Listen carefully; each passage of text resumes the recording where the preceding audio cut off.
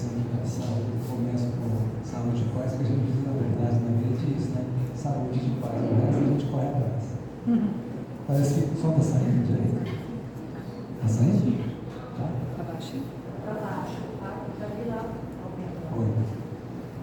Quer que eu vou te microfone? Tá, ok. E aí? Vamos lá. E colocar bem próximo à boca. Senhores, hoje nós iremos fazer um estudo que se encontra no capítulo 17, Sedes Perfeitos, mais precisamente no item 4, os bons espíritos. Pois muito bem. A primeira coisa que nós devemos observar é que no capítulo Sedes Perfeito, o título do capítulo já vem de uma forma imperativa, ou seja, ó, vocês têm que ser perfeitos. Sedes perfeitos é um tom, é um verbo na forma imperativa, ou seja, todos nós estamos aqui para nos aperfeiçoar, para melhorar, para evoluir moralmente. Por isso que na nossa doutrina espírita, nós acreditamos justamente na reencarnação, na vida eterna, na vida espiritual, porque a reencarnação, a vida espiritual, a vida eterna, ela nos proporciona a possibilidade de a cada reencarnação melhorarmos um pouco. É como se nós fôssemos estudantes, e começássemos no primeiro ano, segundo ano, terceiro ano, quarto ano, quinto ano, fôssemos evoluindo gradativamente na nossa aquisição de valores morais. Pois bem, então sedes perfeito nesse sentido imperativo. Mas quando se abre, os outros que conversaram com os senhores antes de mim, já falaram sobre isso, então portanto nós não vamos aprofundar nessa parte. Os senhores observam características da perfeição. Colocaram para nós: amai aos vossos inimigos. Pensaram um pouquinho? Fazei o bem àqueles que vos odeiam, e orai por aqueles que vos perseguem e vos caluniam, pois se amais aqueles que vos amam, que recompensa os tereis? E aí? Nós estamos fazendo isso? Pois muito bem. Os publicanos também não fazem isso. E se apenas saudardes vossos irmãos, o que mais fazeis que os outros? Os pagãos não fazem o mesmo? Sede, pois, perfeitos, como o vosso Pai Celestial é perfeito. Mateus capítulo 5, versículo 44 e 46 a 48. Então os senhores podem observar, logo de entrada, característica da perfeição. Alguém aqui conseguiu atingir esse patamar? Respondam para si mesmos. Eu não cheguei nem perto. Não cheguei nem perto. E por quê? Porque nós não somos perfeitos. E é justamente isso que nós estamos procurando. Estamos procurando essa tal da perfeição. E é por isso, então, se falou nas características da perfeição, se falou no homem de bem, mostrando então as características do homem de bem, que é o item 3, e posteriormente vem os bons espíritos, que é o nosso item 4. Mas então, nós começamos, deixa eu ficar esse aí está sendo mais alto. Oi, nossa, agora melhorou para valer, agora tem que até ficar de longe. Pois bem, mas voltando aqui, até ter mais liberdade, de modo a poder também andar um pouquinho, mas voltando, os senhores observaram, os senhores estão, está dando microfone? Melhorou? Pois bem, vamos começar com a seguinte indagação: por que os senhores estão aqui? Os senhores já imaginaram por que estão aqui?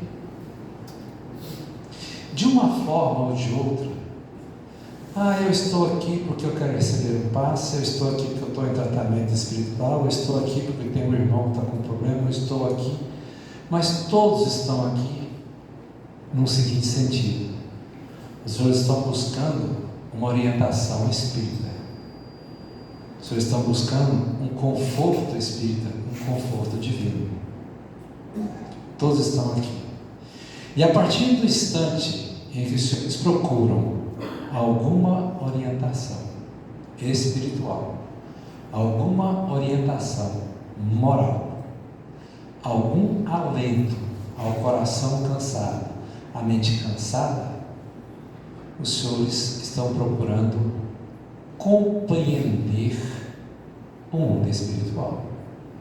De uma forma ou de outra, por um motivo específico, de uma doença, de uma religiosidade aflorada, de um momento ruim, mas o motivo principal, todos estão procurando compreender as questões espirituais, as questões morais.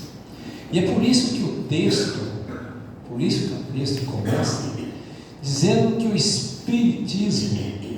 Espiritismo, na verdade, ele tem que ser compreendido e, acima disso, sentido.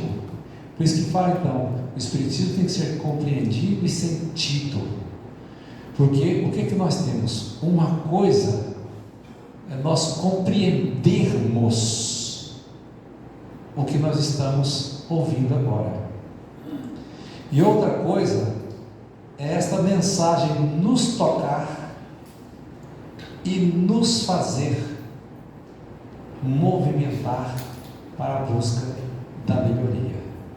Vejam bem, por que eu estou falando isso? Porque os senhores às vezes poderão entender todas as palavras que nós iremos dizer. Então isso é apenas compreender o sentido da palavra. Mas para que o raciocínio da palavra, mas para que essa palavra viva, para que essa palavra exista efetivamente, os senhores também terão que sentir. E sentir é justamente você colocar a parte íntima da palavra para agir logo a seguir. Wilde, eu não estou entendendo nada que você está falando. Esse trem está meio esquisito. É simples. Se eu disser aqui, senhores, é correto nós desferirmos um tapa no rosto de alguém que nos dirige uma pergunta? A resposta vem à mente de imediato de todos: não é correto. Então os senhores estão compreendendo que a agressão a alguém, vai contra as leis morais, vai contra a lei cristã. Mas quantos de nós já não desferiram um tapa, seja físico ou seja verbal? Quantos de nós já não agrediu com palavras o pai, a mãe, o irmão, o vizinho? Quantos? Então, essa é a situação. Você às vezes compreendeu, mas não sentiu ainda. Porque quando você sente com o coração, é o sentimento. E aquele sentimento faz nascer o quê? Faz nascer as virtudes. Então você recebe uma informação, essa informação ela é processada em sua mente. Então você compreende. Mas quando você sente, nossa, eu não posso fazer isto com o João, Porque o João, apesar de estar me agredindo verbalmente, eu não vou retrucar, eu não vou agredi-lo fisicamente, não vou retrucar agredindo também verbalmente. Por quê? Porque o João é uma pessoa que está precisando de ajuda, de tratamento, e não é correto, segundo a lei cristã, eu atingi-lo. Então você, nesse instante, você sentiu algo. Esse sentimento diz: isso é errado. Isso é errado. É errado eu desferir um tapa em alguém. É errado eu xingar alguém. Então, quando você faz isto, que você compreende e você sente, vive aquela lei moral, na verdade você está formando o que nós chamamos de consciência. Consciência nada mais é do que a noção do certo e do errado. E o certo e o errado, para a lei cristã, para a lei moral do Espiritismo, é justamente a lei de Cristo, que se resume em amor e caridade. Amor é isso. Amor.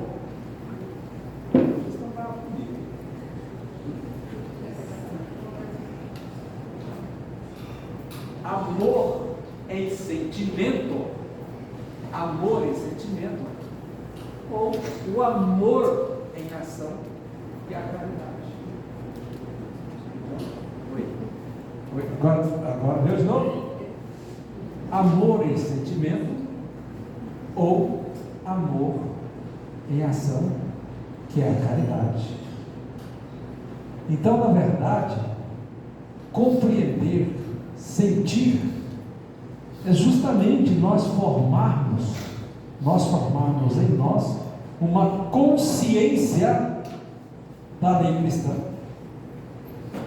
Ao formar essa consciência, saber qual é o comportamento moral, qual é o comportamento certo, nós informamos as nossas ações, porque a ação é justamente isso.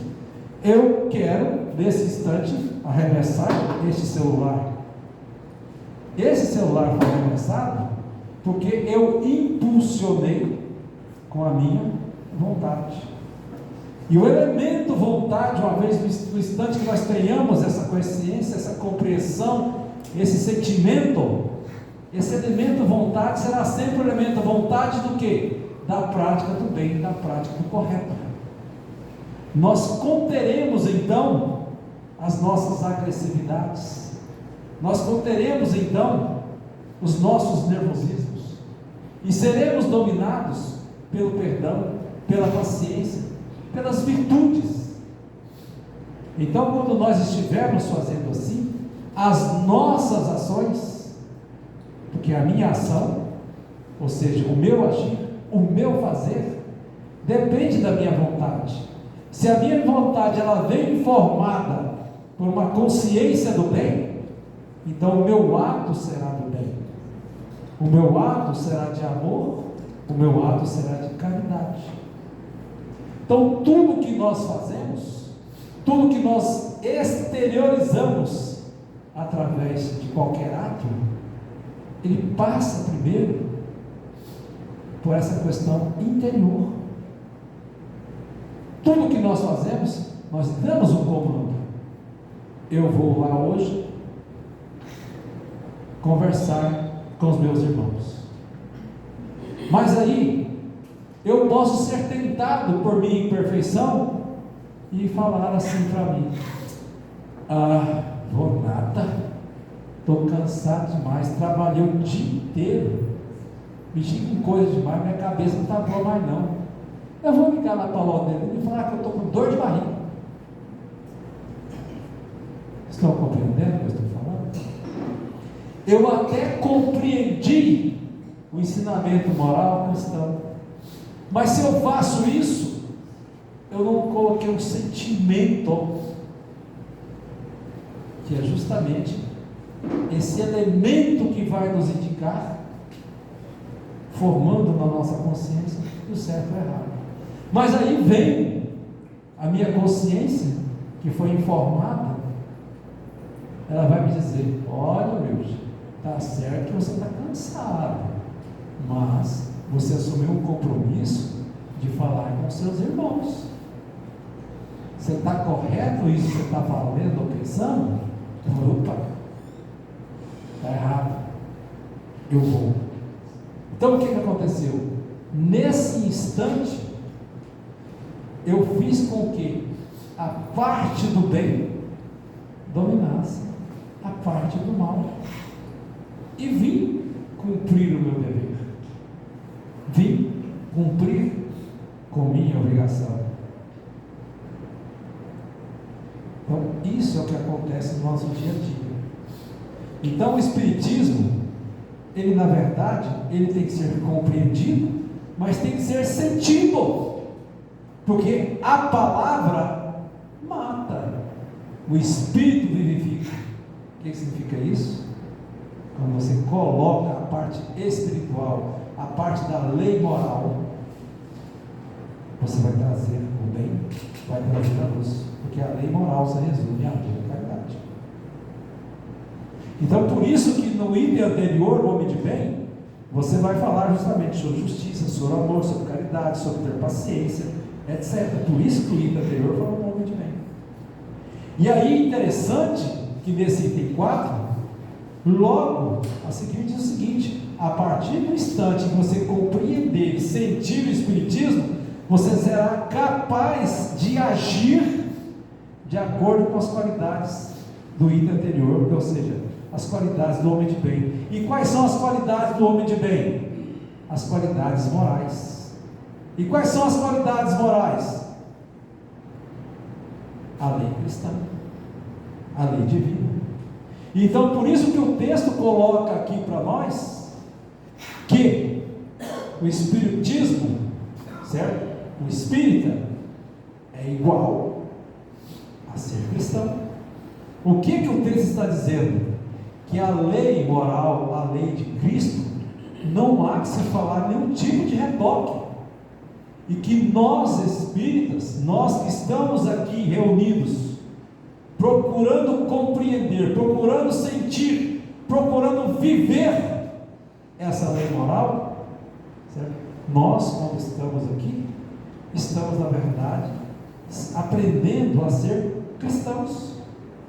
E o Espiritismo, essa doutrina, esse evangelho aqui, simplesmente está nos colocando com a clareza maior, com um palavreado mais fácil, e não com alegorias, com charadas, com dogmas, mas sim procurando mostrar a cada um de acordo com sua sensibilidade moral, de acordo com sua maturidade moral, mostrar a questão do bem e do mal, a questão da lei cristã.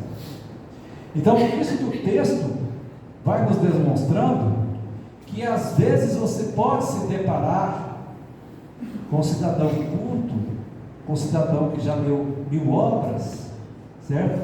Um cidadão que estudou muito, e de repente vai encontrar um ser que pouco leu, um ser que pouco cientificamente aprendeu, mas um ser que tem um sentimento moral, ou seja, ele está com o coração aberto para aprender os ensinamentos da lei cristã, da lei moral, da lei da prática e do bem, do amor e da caridade.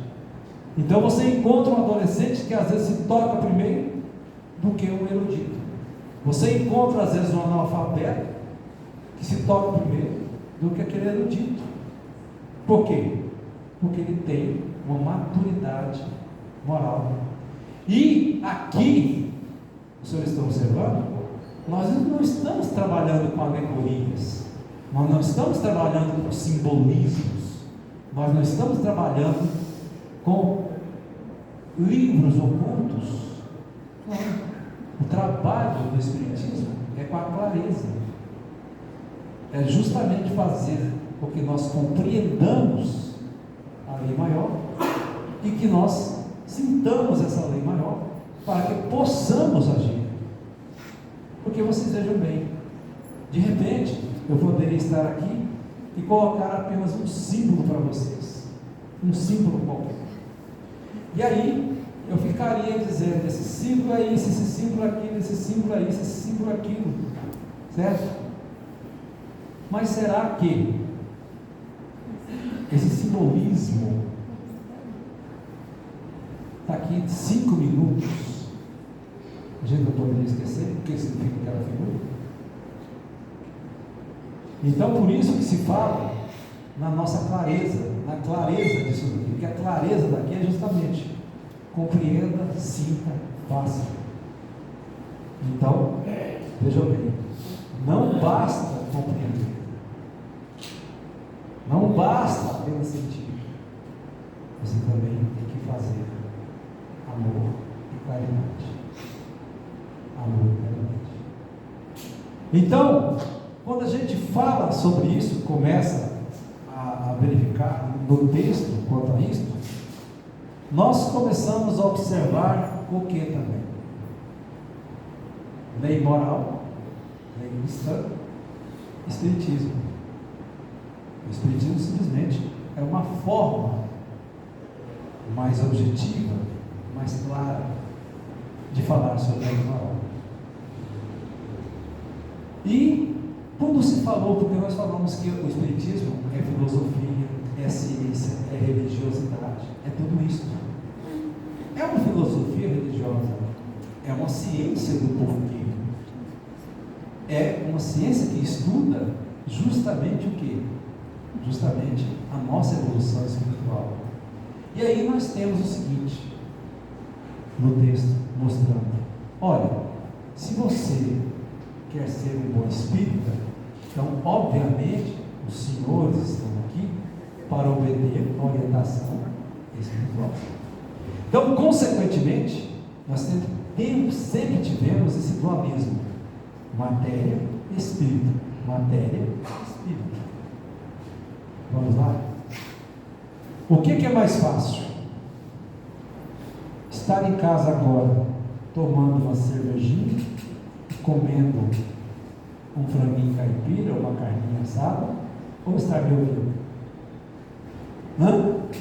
Com toda sinceridade? Não é mais prazeroso estar em casa tomando cervejinha e comendo a carninha assada? Puxa! Muito mais, gente. Muito mais. Certo? Esses são os prazeres materiais. Esses são os prazeres materiais. Então, na verdade, o que ocorre? Nós vivenciamos uma parte material, mas nós temos também uma vida espiritual. E quando nós estamos aqui procurando essa orientação, nós estamos procurando a nossa evolução